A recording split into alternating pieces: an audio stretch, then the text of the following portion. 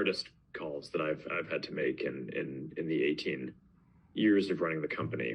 Company-wide announcements from tech CEOs have all had similarities recently. This is a very difficult decision. Tough decision. Amazon is preparing to lay off up to 10,000 workers. Meta is cutting 11,000. Netflix has made big cuts, so has Shopify, Snap, Twitter. Well, maybe that's a unique circumstance.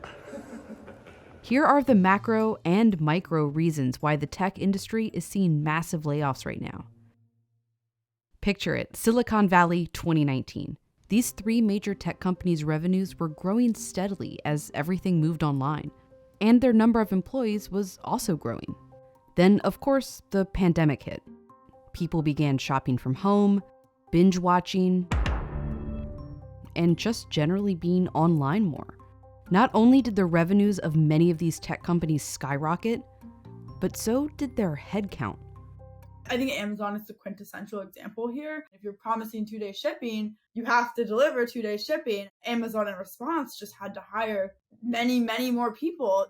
Not only did Amazon grow its delivery operation, but it also grew from its web services.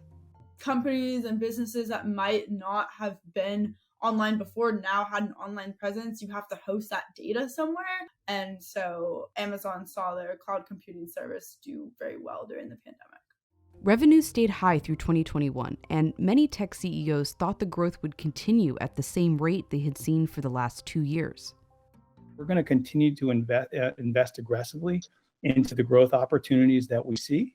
So they continued the hiring spree, and not just a lot of employees, but some expensive employees.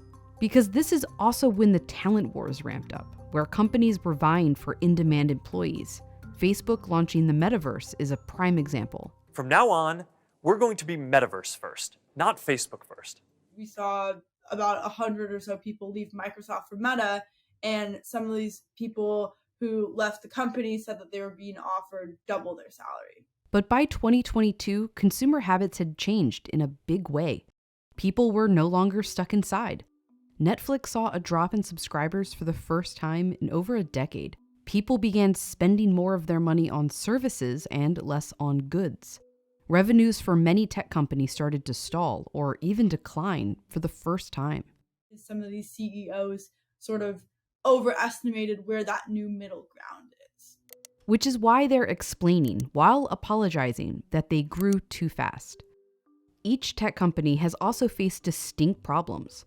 A major one, Apple's privacy change, which required apps to ask users if they wanted to be tracked. It affected a key component of many of these social media companies' digital ad-focused business models. Add in the threat from TikTok taking away viewership from other social media platforms. When you have all these things happening at the same time, I think that's what really did it for these companies and put them in.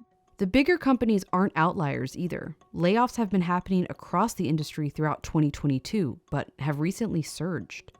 But even though these are a lot of layoffs, the companies are not shrinking back to pre-pandemic levels. Meta's layoffs will bring the number of employees to about here. Amazon's to about here. Netflix brought the employee count here. To be clear, a lot of these companies are still growing. It's just that the growth is slowing back to sort of pre-pandemic or early pandemic levels. CEOs also say the timing has to do with the threat of an economic downturn.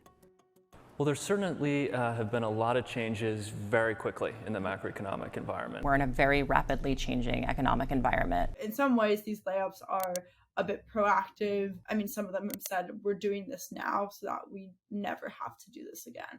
These layoffs, while concentrated in the tech industry, are still a lot. Tens of thousands of people. For a lot of people, this reversal and these layoffs are something that they've never seen before. The tech industry had the exceptionally pronounced experience of growing during the pandemic. And now, while the rest of the labor market is growing, they're having the exceptional experience of not.